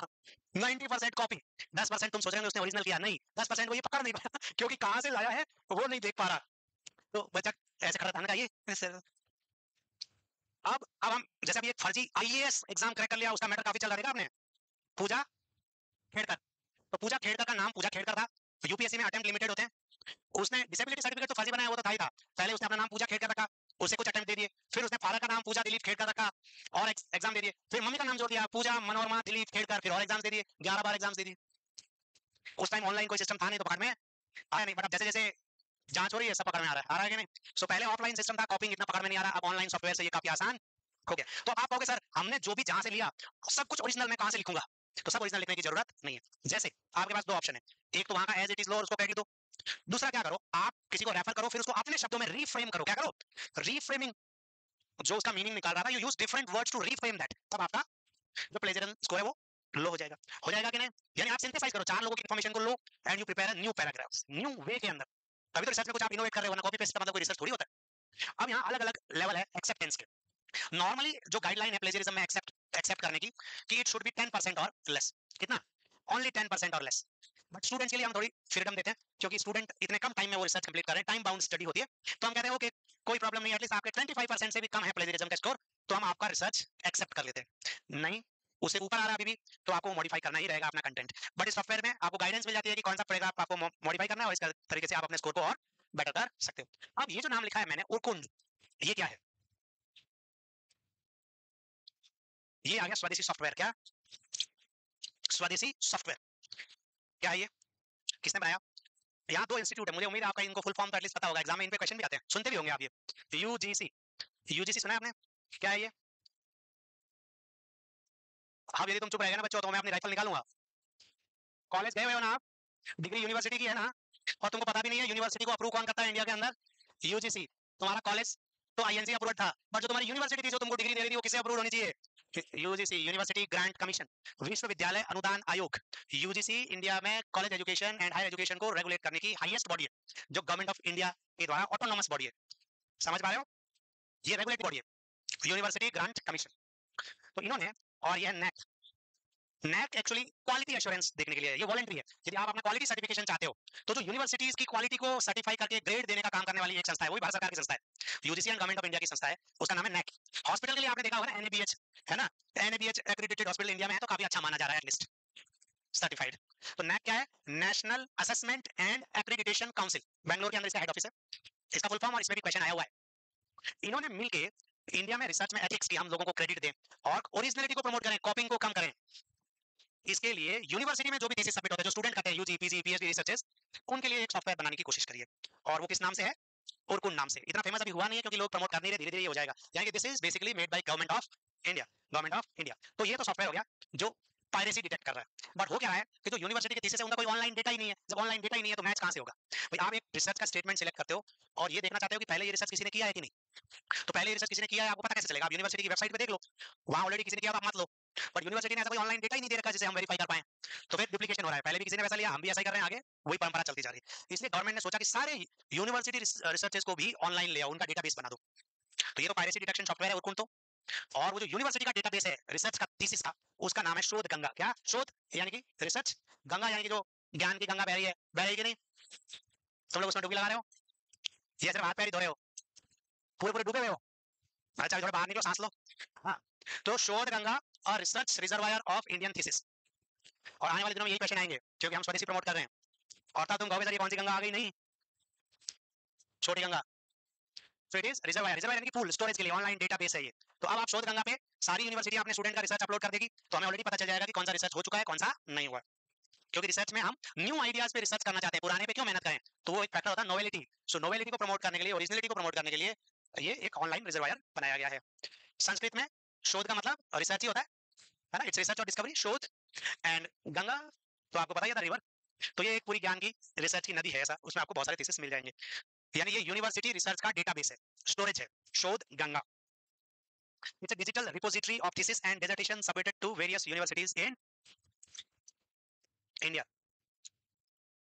अब कोई सेलिब्रिटी, कोई व्यक्ति, कोई रिसर्चर अपना काम सोशल मीडिया पे भी तो दिखाता है कि नहीं? वहीं से वो लोगों तक पहुंचता है कि नहीं?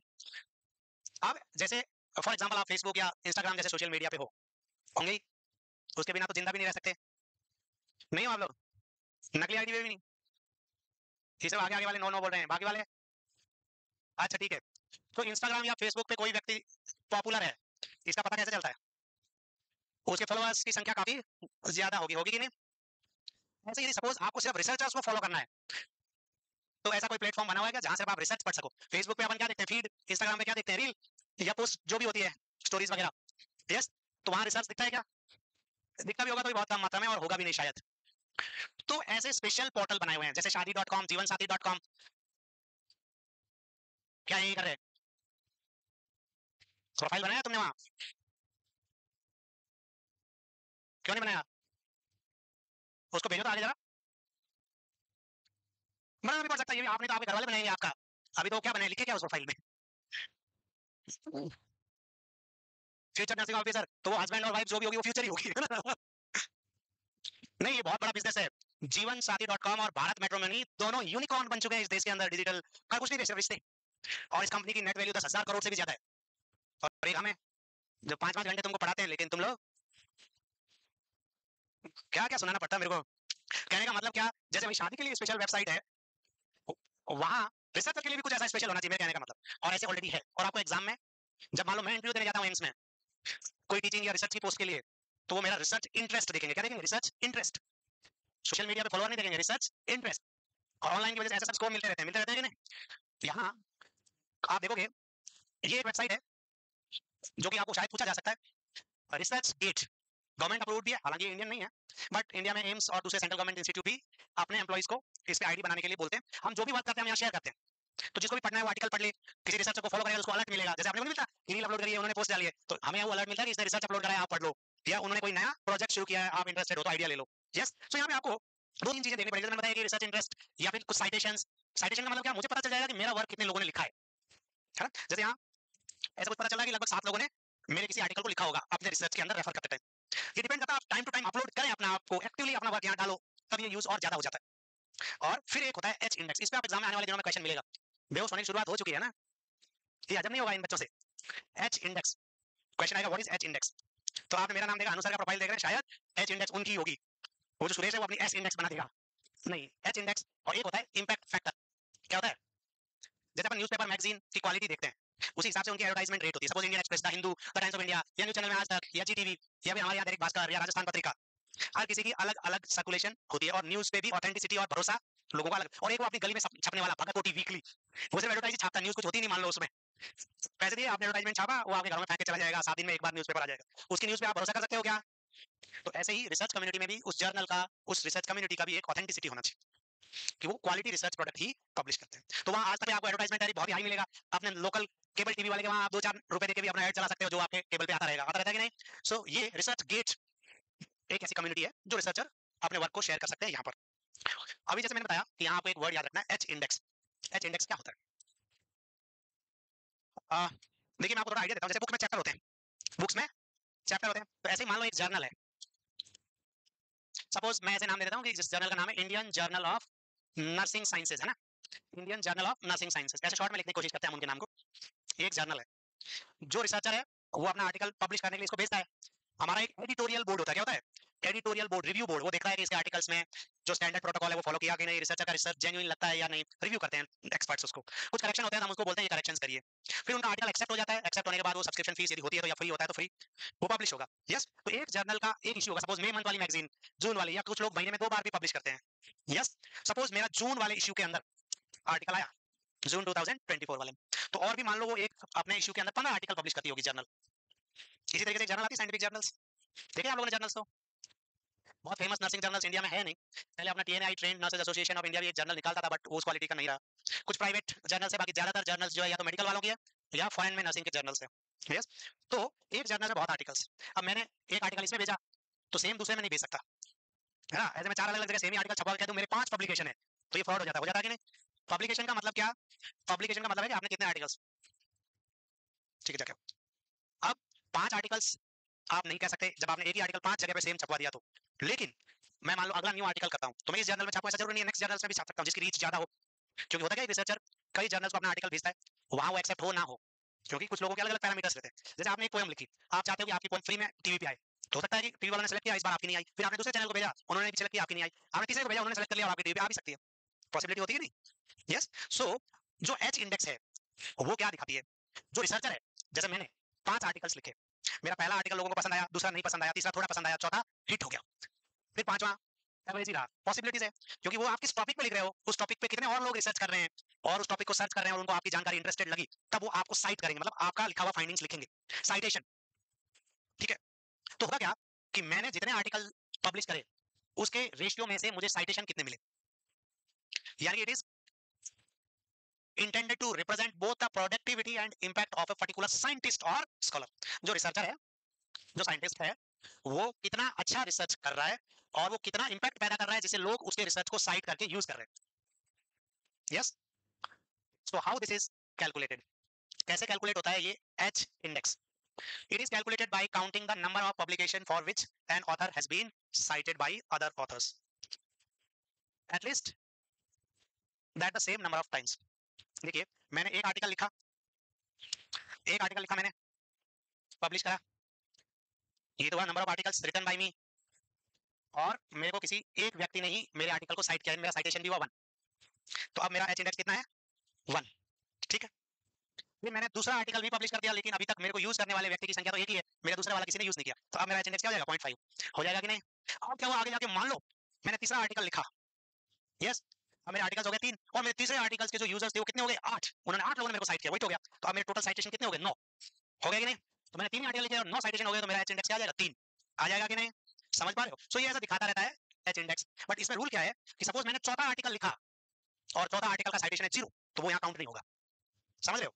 यानी कि कम से कम एच इंडेक्स यदि 1 है, तो उसका मतलब क्या हुआ कि मैंने एक आर्टिकल लिखा, एक का यूज हो गया, ठीक है, 2 आर्टिकल लिखे, दूसरे वाले का यूज हो गया 5 बार, लेकिन पहले वाला एक ही है अभी, तो मेरा एच इंडेक्स जो है एक ही रहेगा। अब मेरा एच इंडेक्स 5 कब होगा? मेरे जो सारे आर्टिकल्स है वो कम से कम 5 बार साइट हो जाए। समझ पा रहे हैं आप? सारे आर्टिकल कम से कम 5 बार साइट हो जाए, तब वो एच इंडेक्स बढ़ती है। यानी कि एक अच्छे रिसर्च के नाम से अपना एच इंडेक्स आप नहीं बढ़ा सकते। हर रिसर्च भी आपका साइट हो रहा है, सपोज 2 आर्टिकल है, एक को 3 बार साइट किया, एक को 1 बार ही साइट किया, तो मेरा एच इंडेक्स कितना होगा?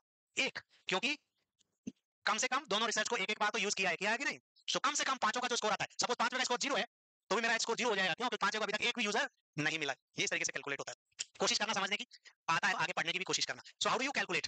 For example, somebody has H index of 17, इसका मतलब क्या है कि scientist has published at least 17 papers.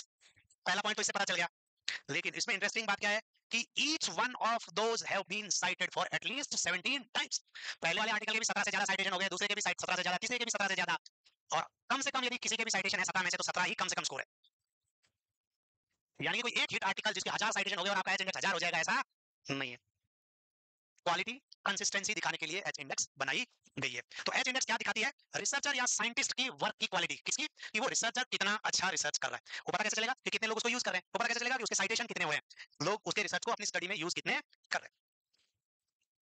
Trending song होता है ना, ट्रेंडिंग सॉन्ग इंस्टाग्राम पे, जिसपे अपन रील बनाते हैं, तो ट्रेंडिंग सॉन्ग का मतलब क्या है कि कितने लोगों ने उस सॉन्ग के ऑडियो को यूज करके रील बनाई है। जब आप उसके ऑडियो पे क्लिक करोगे तो दिखाता है कि नहीं वो, और फिर उसके टॉप व्यूज वाली रील दिखाता है कि कितने हाईएस्ट व्यू किसी एक रील को इसमें से मिले हुए हैं। यस और नो? अब तो तुम कह रहे थे इंस्टाग्राम चलाते नहीं, मुझे एग्जांपल भी इंस्टाग्राम का देना पड़ रहा है। चलाते तो है लेकिन उतना नहीं चलाते है ना। पहले यहाँ आने से आप कोई किराए पे रख लिया जो चला रहा तुम्हारी तरफ से, तभी मैं सोचूं मेरे फॉलोअर्स क्यों नहीं बढ़ रहे। तुम लोग तो चलाते नहीं ना, बढ़ेंगे कहाँ से?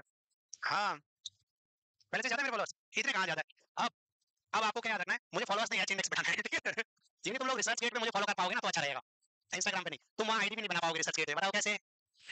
उसमें आईडी बनाने के लिए आपका ईमेल गवर्नमेंट का ईमेल होना चाहिए, जैसे .gov वाला, जीमेल वाले का नहीं बनेगा। जैसे मेरा है aims.edu या aims.gov.in पे, तभी आप यहाँ रजिस्टर कर पाओगे, वरना नहीं कर पाओगे। आप क्या करें, एम्स में आओ पहले, और फिर हाँ, very good. So basically research scholar कितना अच्छा वर्क कर रहा है, इसको दिखाने की जो इंडेक्स है उसका नाम है एच इंडेक्स। और दूसरा क्वेश्चन आपको आएगा इम्पैक्ट फैक्टर का। क्या? Impact factor. जैसे टेलीविजन चैनल्स की टीआरपी होती है, क्या होती है? होता है कि नहीं टीआरपी? Total rating points. कौन सा शो, कौन सा चैनल ज्यादा पॉपुलर है देखा जाता है, वो किससे पता चलता है? व्यूअरशिप से, कि कितने व्यूज आए और पर्टिकुलरली किस प्रोग्राम को ज्यादा देखा। जैसे मान लो कलर्स पे या सोनी टीवी पे कपिल शर्मा शो आ रहा था, उस वक्त दूसरे चैनल्स पे और भी शो आ रहे होंगे, तो मान लो 10 बजे से 11 बजे के बीच में इतने टोटल लोगों ने टीवी देखा, उसमें से कितने परसेंट ने सोनी टीवी और वो कपिल शर्मा शो देखा। उसके बाद दूसरे नंबर पे कौन, तीसरे नंबर पे कौन। इससे पता चल जाता है कि भाई 10 बजे के टाइम के अंदर सबसे ज्यादा देखने वाला शो कौन सा है। तो मान लो बिग बॉस हो गया। अब तो तुम लोग देख रहे बिग बॉस, अभी बंद करा है। ओ, जाना है तुमको बिग बॉस में? बिग बॉस का तो मेरे को पता नहीं, तुमको बिग लॉस होगा इतना तो मैं पहले ही कह सकता हूँ। तो ये टोटल रेटिंग पॉइंट्स किसी चैनल की पॉपुलैरिटी दिखाती है। क्या दिखाती है? सपोज सोनी टेलीविजन की टीआरपी हाईएस्ट है, क्या इसका मतलब ये है कि सोनी चैनल्स पे आने वाले 24 घंटे वाले प्रोग्राम ही दूसरे चैनलों से अच्छा है? नहीं, इसकी टीआरपी ज्यादा हो सकता है एकमात्र इस कपिल शर्मा शो की वजह से ही हाई हो रही हो, या ये कोई दूसरा शो। नागिन, तारक मेहता सोनी पे नहीं आता रे गधों, सब टीवी पे आता है। हाँ हाँ, कोई दूसरा प्रोग्राम भी रहने दो बेटा, तुम लोग चुप ही रहा करो। आर पढ़ो आर।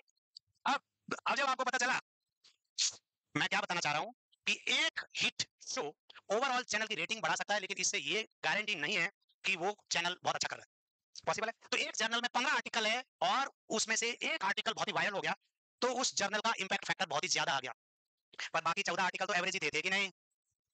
तो इंपैक्ट फैक्टर मिसलीडिंग हो सकता है। इसीलिए हम एच इंडेक्स देखते हैं। क्या देखते हैं? इसलिए वो जर्नल क्या करेगी, एक फेमस वाले होता है, एक आर्टिकल छाप देगी, वो काफी चल जाएगा, बाकी 15 आर्टिकल एवरेज चिपका देगी पीछे। होता है कि नहीं? कई बार आप देखते हो एक नया टीचर निकला, बाहर गया और अपने नई कंपनी बना के ट्यूशन शुरू करवाता, फिर बाद में 4 छोटे मोटे असिस्टेंट रख लेता कि नहीं? एक बार जनता आ जाती है कि गुरुजी आए हैं, जाते हैं, फिर बाद में पता चलता है कि जो गुरुजी के साथ गुरुजी है वो मजा नहीं आ रहा। यानी कि हो सकता है उतनी टीआरपी नहीं है, और एक है एक स्टैब्लिश टीम जहां लगभग सारे आर्टिकल्स ही इक्वल क्वालिटी के आएंगे। पॉसिबल है कि नहीं? तो इंपैक्ट फैक्टर कैसे कैलकुलेट करते हैं मैं आपको बता रहा हूं। ये किसी जर्नल की टीआरपी है, क्या है? टीआरपी। और ये आर्टिकल का नहीं होगा, जर्नल का इंपैक्ट फैक्टर है। अब आज तक की टीआरपी या सोनी की टीआरपी ज्यादा है मान लो, तो उसके एडवर्टाइजमेंट टैरिफ बहुत महंगे होंगे कि नहीं? तो इस जर्नल का सब्सक्रिप्शन महंगा होगा, इसमें आर्टिकल छापना आसान नहीं होगा, उल्टा वो यूजर से पैसे मांगेंगे कि आप पैसे दो, 20,000 रुपए आर्टिकल प्रोसेसिंग फीस, तब हम आर्टिकल आपका यहाँ पब्लिश करेंगे। समझ पा रहे हो आप? Yes. So what is impact factor? It is used to evaluate the relative importance of journal within its field and measures how frequently the average article in the journal has been cited in a particular time period. Average निकालते हैं, एक article 50 बार, दूसरा 2 बार, तीसरा 4 बार, जो कुछ भी उसका एक एवरेज निकलेगा। जैसे सोनी चैनल की टीआरपी 9 से 10 के बीच में जब कपिल शर्मा शो था तब तो 10 थी, मान लो 10। अब 24 घंटों की औसत टीआरपी आ गई 4। पॉसिबल है कि नहीं? उस टाइम हाईएस्ट थी, फिर एवरेज ऐसे निकाल के। तो एक आर्टिकल और टोटल जर्नल, तो उस जर्नल का इंपैक्ट फैक्टर होता है कि उस जर्नल में पब्लिश होने वाले सभी आर्टिकल्स के साइटेशन की रेट क्या है।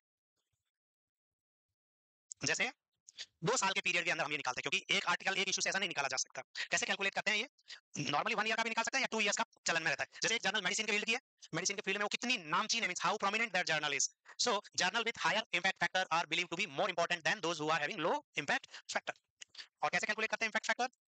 तो आपको 2 चीजें याद रखनी है। देखिए यहाँ पर average number of time the article from the journal publish in the past 2 years have been cited.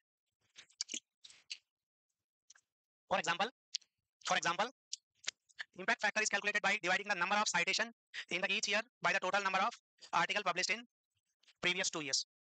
उदाहरण के तौर पे क्या होता है, जैसे मैं आपको बताऊं कि ये एक जर्नल है ए, ठीक है, साल में एक ही बार छपती है, एनुअल जर्नल, जो एक बार छपती है उसको कहते हैं एनुअल। अब इसके इश्यू के अंदर 10 आर्टिकल पब्लिश हुए, ठीक। अगले साल ये जर्नल फिर से पब्लिश हुई, उसमें भी 10 आर्टिकल्स थे, ठीक है।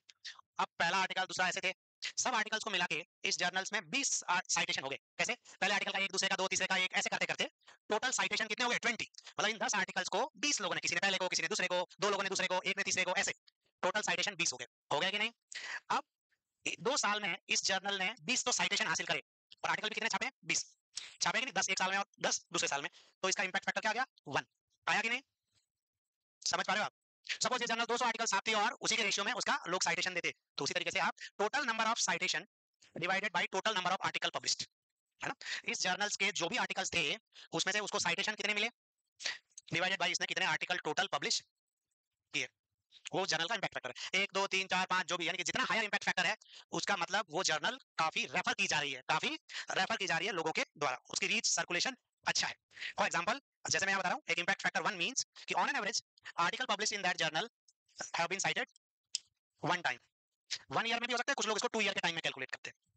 हम यहाँ 1 ईयर का एग्जांपल ले लेते हैं, एक साल में कितने आर्टिकल पब्लिश हुए, उसके रेशियो के अंदर कितने आर्टिकल सब साइट किए गए। देखिए इसको ऐसे देख सकते हैं ना अपन, कितने सिलेक्शन आए हमारे और कितने स्टूडेंट एनरोल हुए, इन कितने आए।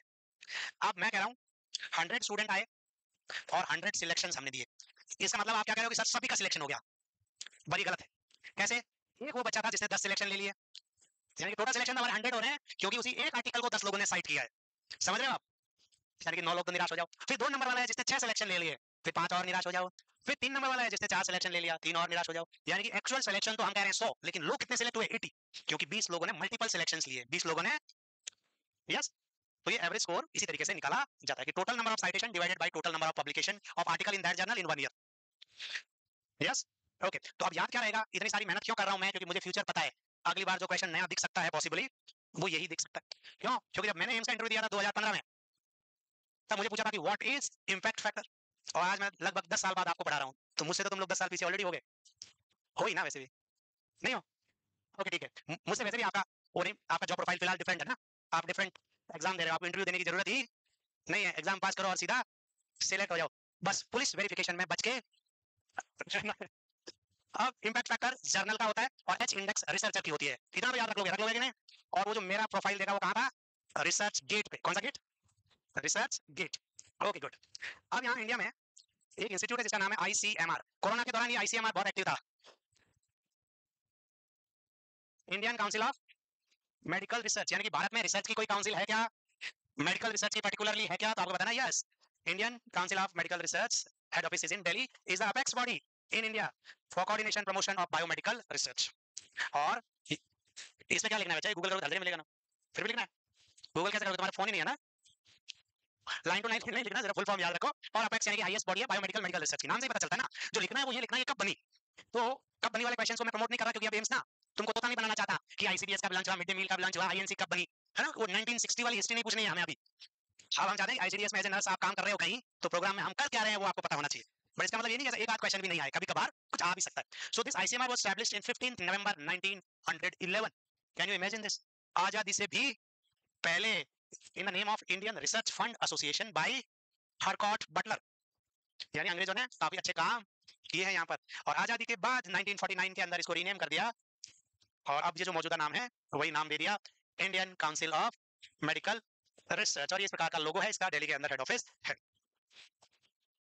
आईसीएमआर क्या करता है? जैसे आप रिसर्च करना चाहते हो एज ए स्टूडेंट, तो आपको फंड देता है, क्योंकि रिसर्च में तो खर्चा होगा, तो आप स्कॉलरशिप के लिए अप्लाई करते हो और आपका प्रोजेक्ट यदि सिलेक्ट हो जाता है तो आपको फंड मिलता है रिसर्च करने के लिए। और ये फंड 1 करोड़ तक भी हो, 1 करोड़ बोलते बहुत लोगों की नींद खुल गई है, यकीन हो रहा है आपको?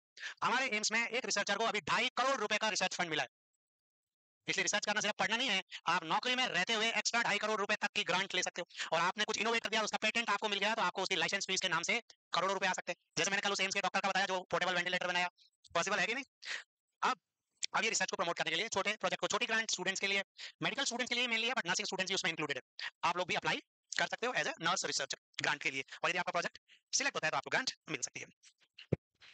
तो इतना सब कुछ तो हो ही रहा है नर्सिंग रिसर्च में। अब हम देखते हैं कि जो नर्सिंग रिसर्च प्रोसेस है उसमें कुछ और पॉइंट्स मैंने आपको बेसिक एडिशनल जानकारी बताई, जो अब हर रिसर्च प्रोजेक्ट को इससे होकर गुजरना पड़ता है, चाहे आपकी रेफरेंस मैनेजमेंट हो, चाहे वो प्लेजरिज्म चेक हो, या फिर कहाँ आप अपने थीसिस को अपलोड करोगे, कहाँ इंडियन रिव्यू लिटरेचर देख सकते हो, और कौन शोधगंगा टाइप में, और कौन सी एजेंसी चाहे यूजीसी हो, नैक हो, आईसीएमआर हो, रिसर्च को प्रमोट करने में मदद करती है। यहाँ तक कोई डाउट? No doubt. अब बताइए जरा, यहाँ ये पायलट स्टडी क्या है?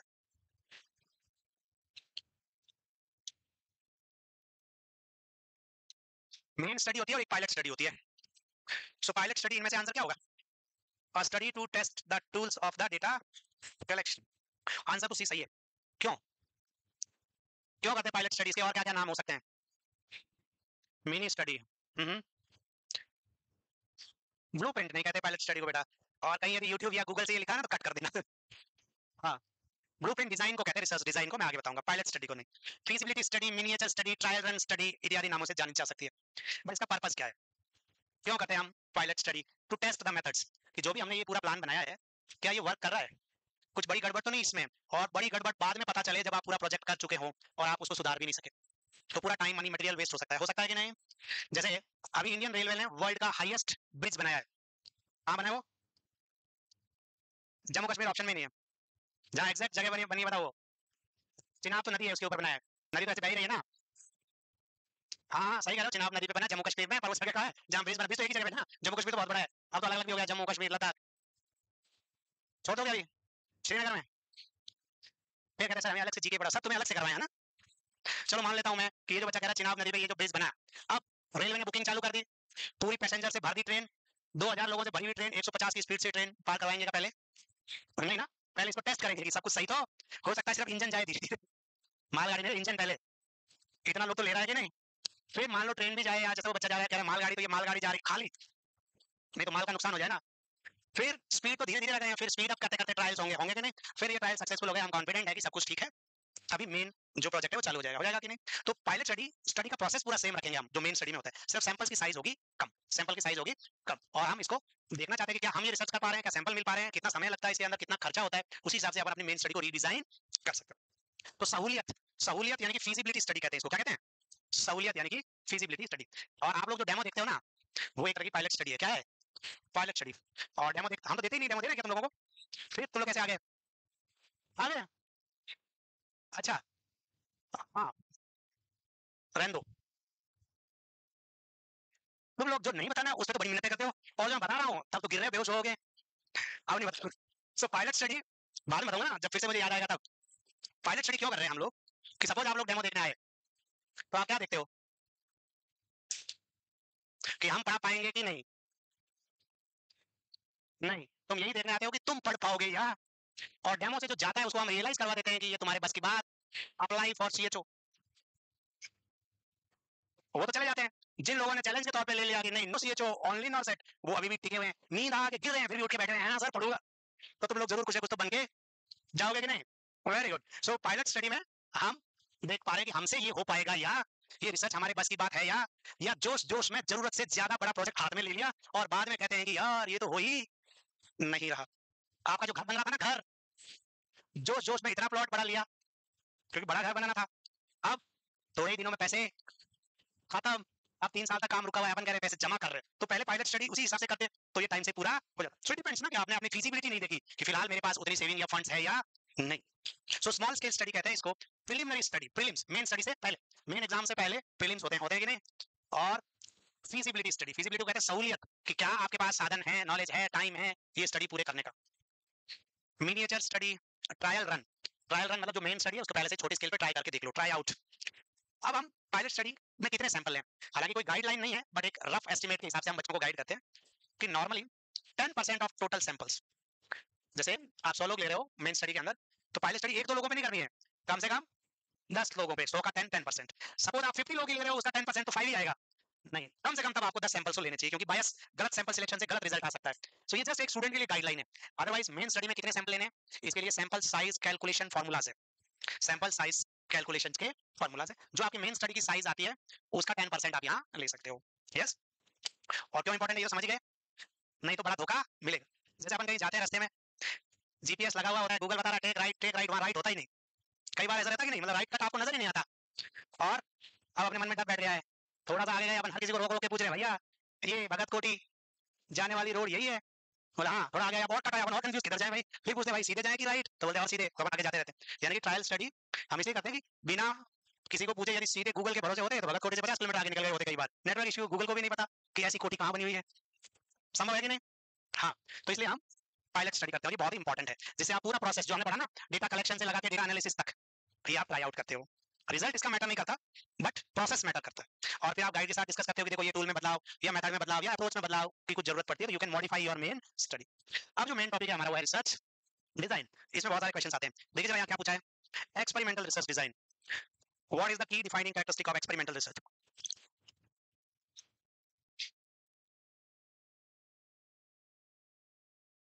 एक्सपेरिमेंटल रिसर्च डिजाइन की मेन कैरेक्टरिस्टिक क्या होगी, yes, extraneous variables are never present, positive correlation, negative correlation usually exist, manipulation of independent variable। हमने वेरिएबल पढ़े थे, इंडिपेंडेंट वेरिएबल क्या होता है, कॉज या इफेक्ट, कॉज होगा, ये कॉज होगा यानी ये कोई ट्रीटमेंट या थेरेपी या जो एक्सपेरिमेंट होगा वो ये होगा, है ना, इसको हम इंप्लीमेंट करेंगे and will see the effect कि डिपेंडेंट वेरिएबल पे क्या इफेक्ट होता है। तो मेन जो एक्सपेरिमेंटल रिसर्च की कैरेक्टरिस्टिक है वो है मैनिपुलेशन, यानी कोई ट्रीटमेंट या थेरेपी देना, जब ट्रीटमेंट या थेरेपी या कोई एक्सपेरिमेंट इन्वॉल्व होगा उसका हम इफेक्ट देखेंगे तभी तो उसको हम एक्सपेरिमेंटल रिसर्च कहेंगे, जब ऐसी कोई थेरेपी नहीं है तो नॉन एक्सपेरिमेंटल रिसर्च होगा। लेकिन ये अकेला क्राइटेरिया नहीं है, एक्सपेरिमेंटल रिसर्च के कितने कैरेक्टरिस्टिक है, तो आपको बताना है 3, कौन से, एम के बाद सी और आर। सी से क्या, एम से तो मैनिपुलेशन था ही है, सी से और आर से रैंडमाइजेशन, ये 3 मेन कैरेक्टरिस्टिक्स है जो हम आगे पढ़ेंगे। अब यहाँ तो आपने आंसर ठीक दे दिया, जो नॉन एक्सपेरिमेंटल रिसर्च होता है उसके भी कई टाइप्स होते हैं, नॉन एक्सपेरिमेंटल के भी, जैसे यहाँ लिखा हुआ है एक, when researcher starts with dependent variable and moves backwards it is called as, backwards means back, देखिए डिपेंडेंट वेरिएबल मतलब क्या, cause effect, effect, suppose effect मतलब टोबैको कॉजेज लंग कैंसर, तो यहाँ किसी पर्सन को कैंसर हो गया है।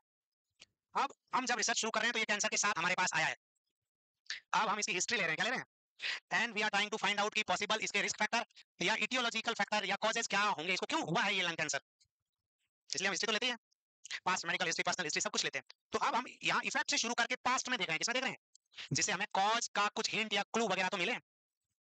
तो पास्ट में देखना क्या कहलाता है, रेट्रोस्पेक्टिव, रेट्रो यानी कि पास्ट, जैसे पुराने गाने, पुराना फैशन, पुरानी फिल्में रीपैकेजिंग हो के वापस आ रही है कि नहीं, तो वो रिट्रो फैशन, रिट्रो म्यूजिक ऐसे वर्ड से बन जाते हैं ना, रिट्रो थीम, जो प्राचीन थीम पे वापस जा रहे हैं हम लोग।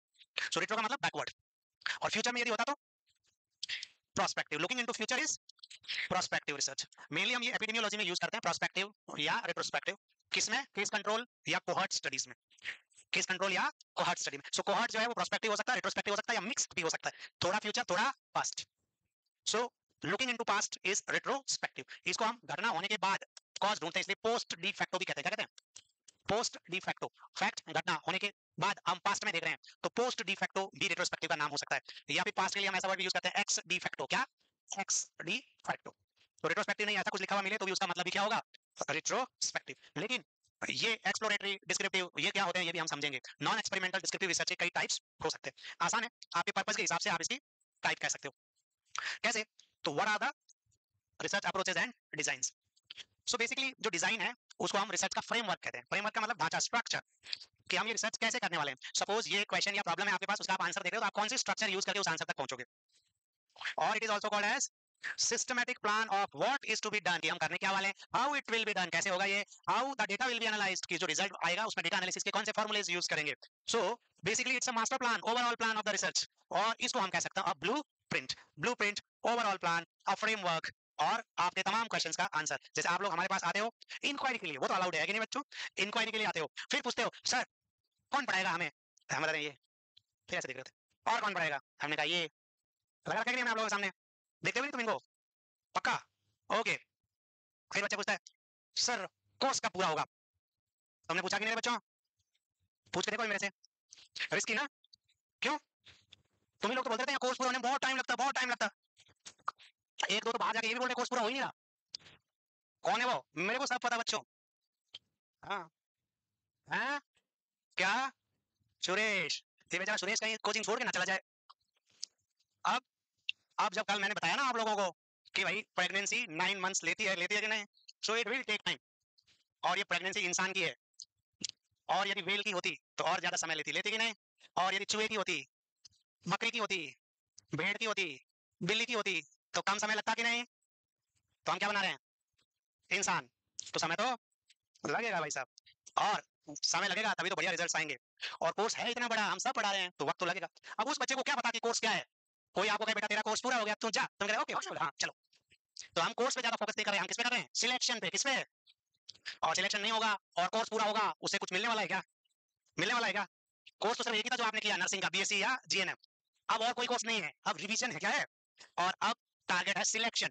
तो आप भी जो भी नादान बच्चे यहाँ आ जाते हैं उनको पहले बताना है कि तुम लोग सिलेक्शन के लिए आए हो, किस लिए आए हो, और कोर्स तो होगा ही, और कई बार होगा, डायरेक्ट इनडायरेक्ट तरीके से, और पूरा होगा हर बार, जो हम बताएंगे वो आपके लिए चैलेंजिंग होगा। हाँ आज बजाओ, आज मैं खुश हूँ, बस बस बस बस बस, थैंक यू थैंक यू।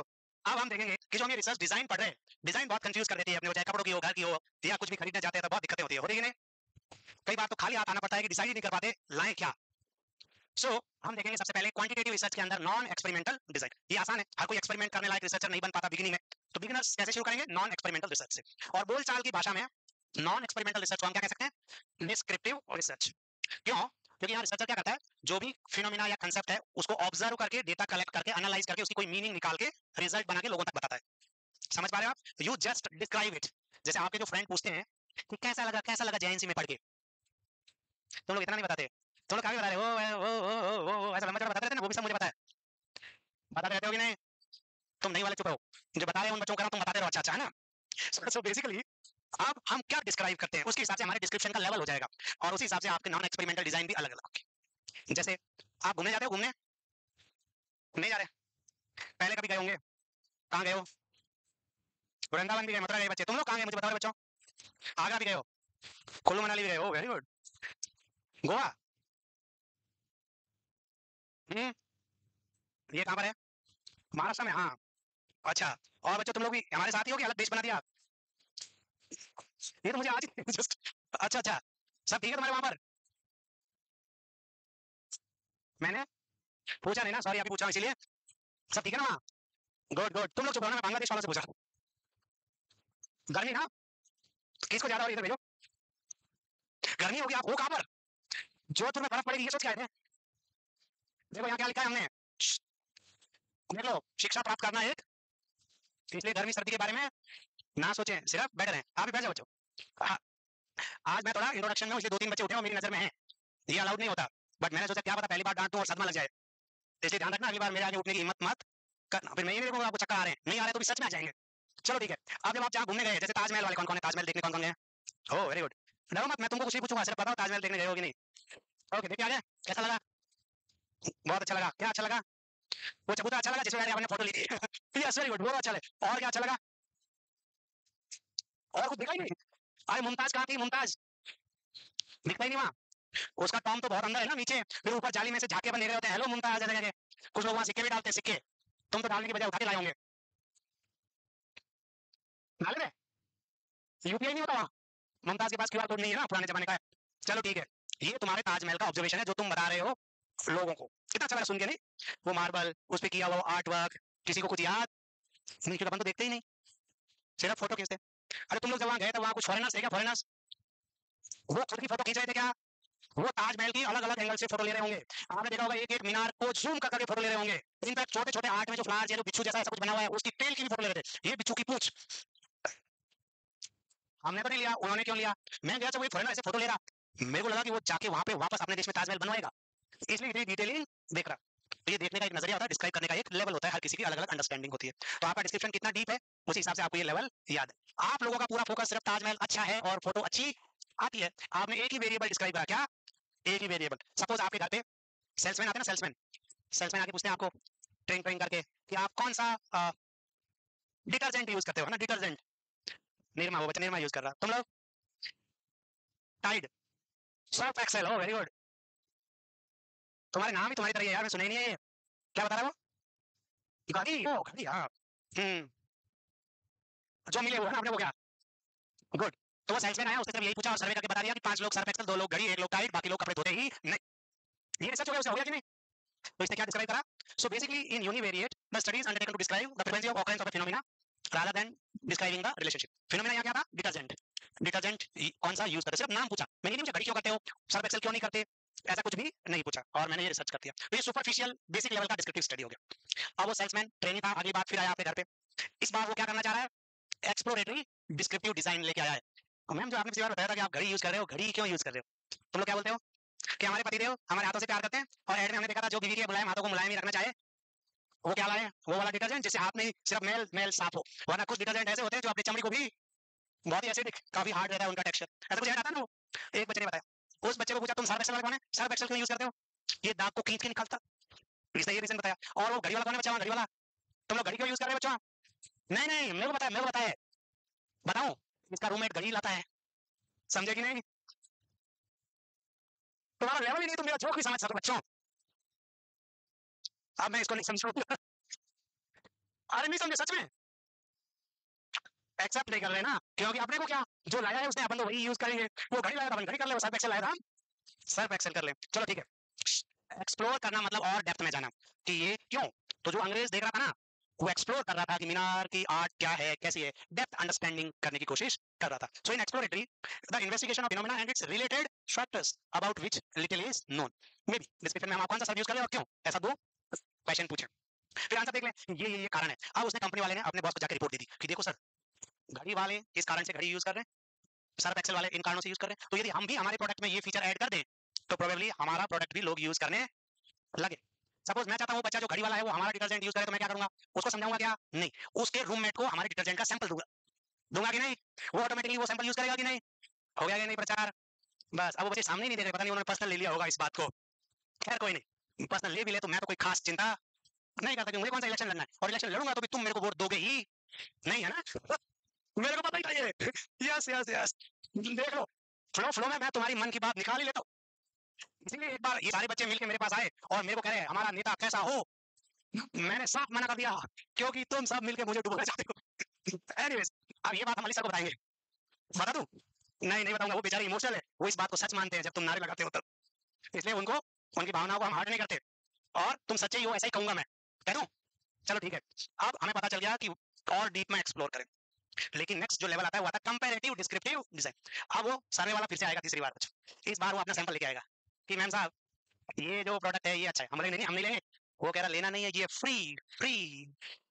अरे ना देना मेरे, क्या दिक्कत है, फ्री का है, हमने ले लिया।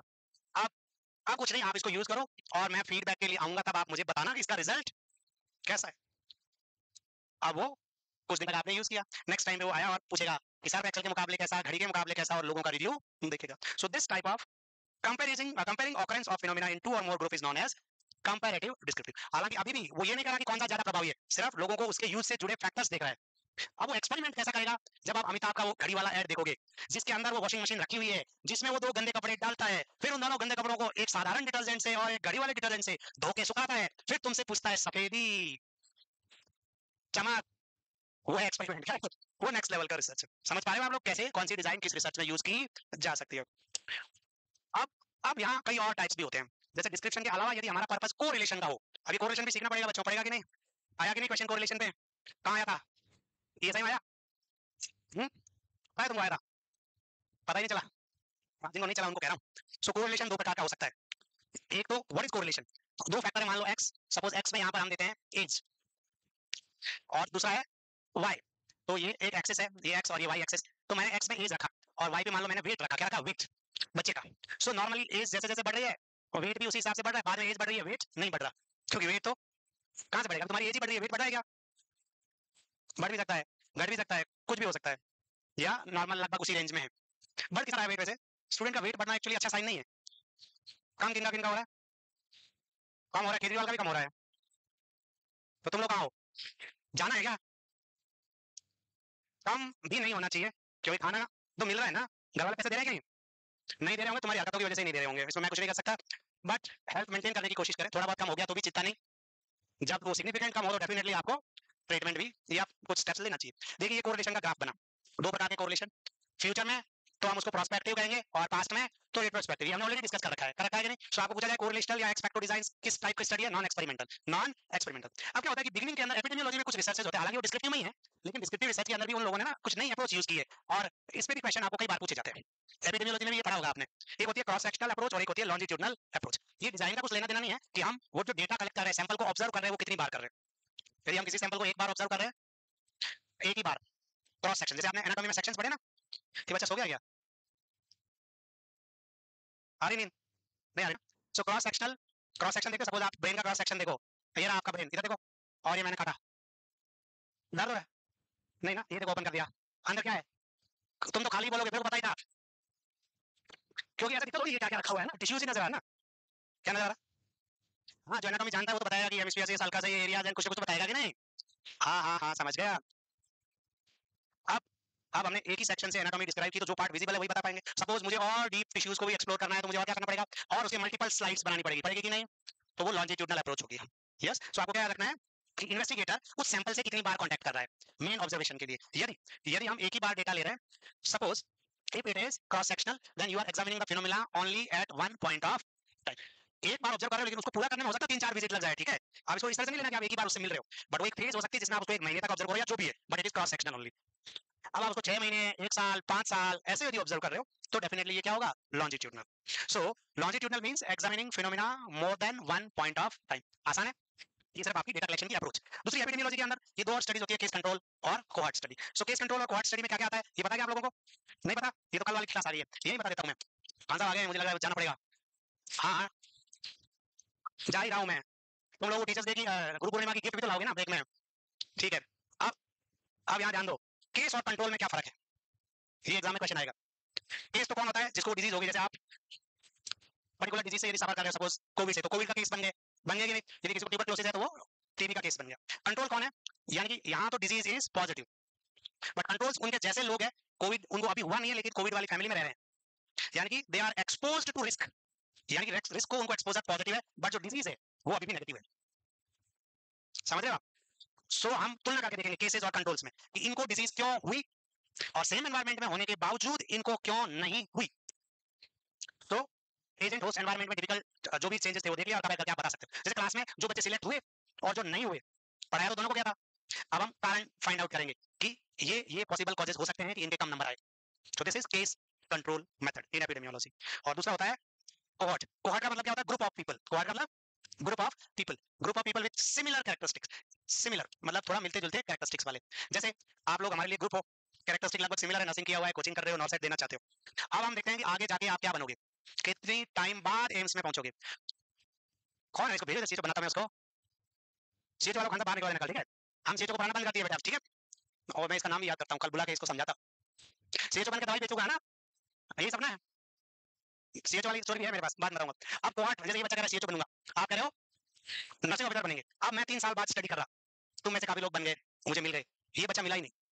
मैं सब सेंटर जाके इसको ढूंढ रहा कि वो सीएचओ बनने वाला कहाँ। इसका पार्ट 2 आएगा। यानी कि ये किस प्रकार का कोहॉर्ट हो गया जो हम फ्यूचर में देख रहे हैं, प्रोस्पेक्टिव कोहॉर्ट हुआ कि नहीं। अब मैं ये जानना चाहता हूँ कि सीएचओ क्यों बनना चाहता है। अब इसके पास खंगालूंगा कि इसका ऐसा क्या हुआ। कौन है सीएचओ जिसके पास जाना तेरे को? कौन रोल मॉडल है तेरा, मेरे कहने का मतलब बच्चा। तो अब हम इसके पास को खंगाल रहे हैं कि इसने सीएचओ बनने का फैसला क्यों किया। अब मैं इसके संडे वाले मॉडल पेपर के नंबर देखूंगा, ट्यूसडे वाले टेस्ट के नंबर देखूंगा, जीएनएम बीएससी कहां से गया ये नंबर देखूंगा, किसके पास बैठता, कहां उठता, कहां खाता, ये सब देखूंगा और फिर मुझे पता चल ही जाएगा कि इसके सीएचओ के फैसले के पीछे ये क्या हो गया बच्चों, रेट्रोस्पेक्टिव कोहॉर्ट। सो ये कुछ डिस्क्रिप्टिव या नॉन एक्सपेरिमेंटल रिसर्च डिजाइन है। यहां कोई डाउट आप लोगों को? नेक्स्ट क्लास में हम एक्सपेरिमेंटल रिसर्च डिजाइन पढ़ेंगे। Thank you so much. और वो गिफ्ट वाली बात मैं सीरियसली कह रहा था।